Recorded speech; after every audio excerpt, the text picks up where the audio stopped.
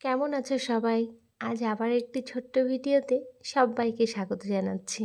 এই ভিডিওটা প্রায় 2 সপ্তাহ আগে। সময়ের অভাবে আর কিছুটা শারীরিক অসুস্থতার কারণে এডিট করা হয়ে ওঠেনি। আর এই ভিডিওটা যেহেতু আমার কাছে একটু বেশি স্পেশাল, তাই তোমাদের সাথে শেয়ার না করে পারলাম না। আজ কিশোর স্কুলে গিয়ে জানতে পারলাম আজ ওদের ক্লাসে নাকি হার্ট শেপ বানানো শিখিয়েছে। তার খুব ইচ্ছে ছিল একটা মায়ের জন্য বাড়ি নিয়ে আসবে। যেহেতু ওদের শেখানোর কাজে ব্যবহার করা হচ্ছে, তাই ম্যাম আর দেননি। এতে বেচারির বড় মন খারাপ। তো ওর সুশ্বেতা মিস আমাকে জানালো বাড়িতে যেন একটা হার্ট শেপ বানিয়ে দিই। যদিও আমি এইসব ব্যাপারে একেবারেই অপরিপক্ক, তবুও শুধুমাত্র ওর জন্য আমার এই ছোট্ট প্রচেষ্টা, যেটা দেখেও ভীষণই খুশি। আর তার থেকে অনেক বেশি খুশি আমি, কারণ আজ ওর জন্য আমিও নতুন নতুন কিছু জিনিস শিখতে পারলাম। খুব সুন্দর লাগছে। ভালো হয়েছে বেটু? এখানে থাক। সন্ধ্যা হতেই কিশুকে নিয়ে চললাম আজ পার্লারে। যে কারণে আজকে ভিডিওটা একটু বেশি স্পেশাল, সেটা হলো আজ কিশুর কান ফোটাবো।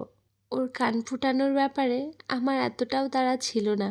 এটা একেবারেই ওর নিজস্ব মতামত, কারণ ওর প্রায় বান্ধবীরা কান ফুটিয়েছে, তো ওরও খুব শখ হয়েছে কানের দুল পরবে। রূপাই বলল ও যখন চাইছে চলো নিয়ে যাই। যদিও তার আগে আমরা দুজনই ইউটিউব অ্যান্ড গুগলে দেখে নিয়েছি কত বছর বয়স কান ফোটানোর জন্য যথাযথ সময়।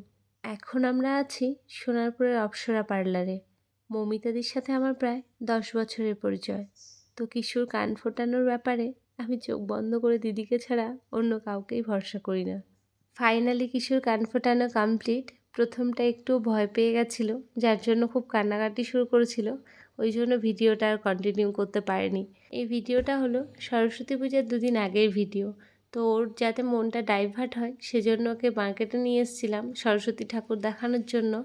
আর দেখো এখন কানেরটা দেখেও খুবই খুশি।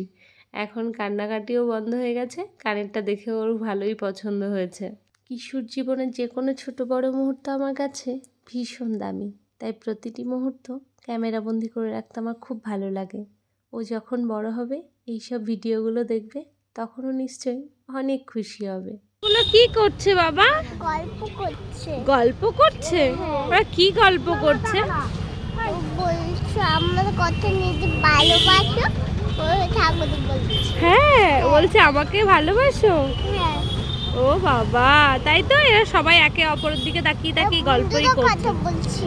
ওরা তো বন্ধুত্ব করছে। বলছে তোর কত দাম বল, তুই আগে বিক্রি হবি না আমি আগে বিক্রি হব। কান ফুটিয়ে কিশু প্রথমে চলে এসেছে পিপিকে দেখাতে। কিশুকে ভালোবাসার মানুষগুলোর মধ্যে এই দিদি হলো অন্যতম, যে নিঃস্বার্থভাবে কিশুকে অনেক ভালোবাসে। তারপর বাড়িতে এসে সোজা উপরে তার দাদাই কাকিমা বোনকে দেখাতে হবে যে সে কান ফুটিয়েছে। যেহেতু আমরা পরিবার ছাড়া থাকি, তাই পরিবারের সান্নিধ্য কিশু সেভাবে না পেলেও এই মানুষগুলো তার অভাব কোনো দিনই কিশুকে বুঝতে দেয়নি। সপরিবারে থাকলে একটা বাচ্চা যেভাবে আদর যত্নে বেড়ে ওঠে, কিশুও তার সবটুকু এখান থেকে পাচ্ছে।